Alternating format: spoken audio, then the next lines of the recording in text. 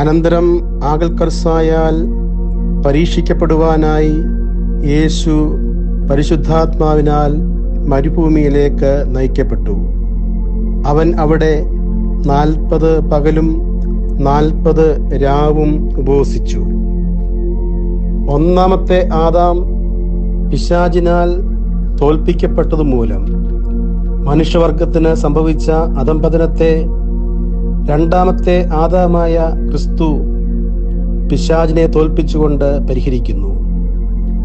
Adam ഭക്ഷണം മൂലം പാപത്തിൽ വീണതിനാൽ അതിന് പരിഹാരമുണ്ടാക്കുവാനായി കർത്താവ് ഇവിടെ ഭക്ഷണത്തെ വെടിഞ്ഞ് ഉപവസിക്കുന്നു.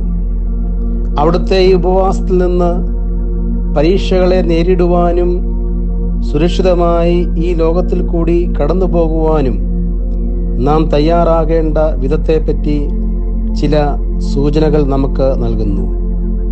കർത്താവ് പാപരഹിതനായിരുന്നതിനാൽ ശരീര മനസ്സുകളെ നിയന്ത്രിക്കുവാനുള്ള ഉപവാസം അവിടത്തേക്ക് ആവശ്യമായിരുന്നില്ല. എന്നാൽ നമുക്ക് അത് അത്യാവശ്യമാണെന്ന് അവിടത്തേക്കറിയാമായിരുന്നു. ആകയാൽ ഇങ്ങനെ ഉപവാസം, പ്രാർത്ഥന, സ്വയത്യാഗം, ദൈവവുമായുള്ള രഹസ്യ സമ്പർക്കം ആദിയായവ കൊണ്ടാണ് ഒരു ക്രിസ്തീയ ഭടൻ തൻ്റെ പോരാട്ടത്തിന് തയ്യാറാകേണ്ടത് എന്ന് നമ്മെ പഠിപ്പിക്കുവാനായി അവിടുന്ന് ഉപവാസം അനുഷ്ഠിക്കുന്നു. അവൻ മരുഭൂമിയിൽ 40 പകലും 40 രാവും ഉപവസിച്ചു. അവന് വിശന്നു.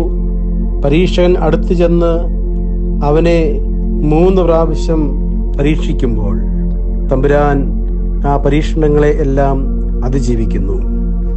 വിശുദ്ധ യോഹന്നാൻ ശ്ലീഹായുടെ 1-ാം ലേഖനത്തിൽ വിവരിക്കുന്ന ശാരീരികാഭിലാഷം, നേത്രാഭിലാഷം, ലൗകികാഭിലാഷം എന്നീ 3 പാപങ്ങളെ അടിസ്ഥാനമാക്കിയുള്ള 3 പരീക്ഷണങ്ങളിലും കർത്താവ് വിജയിക്കുന്നു. ഈ നോമ്പിൽ നാം അഭിമുഖീകരിക്കുന്ന ശാരീരികവും ലൗകികവുമായ എല്ലാ അഭിലാഷങ്ങളെയും അതിജീവിക്കുവാൻ നമുക്കിടയാകട്ടെ. നമുക്ക് പ്രാർത്ഥിക്കാം. കാരുണ്യവാനായ കർത്താവേ, 40 പകലും 40 രാവും അങ്ങ് ഉപവസിച്ചപ്പോൾ പിശാചിന്റെ പരീക്ഷണങ്ങളെ അവിടുന്ന് അതിജീവിച്ചതുപോലെ ഈ ലോക ജീവിതത്തിൽ അടിയങ്ങൾ അഭിമുഖീകരിക്കുന്ന എല്ലാ പൈശാചിക പരീക്ഷണങ്ങളെയും അതിജീവിക്കുവാൻ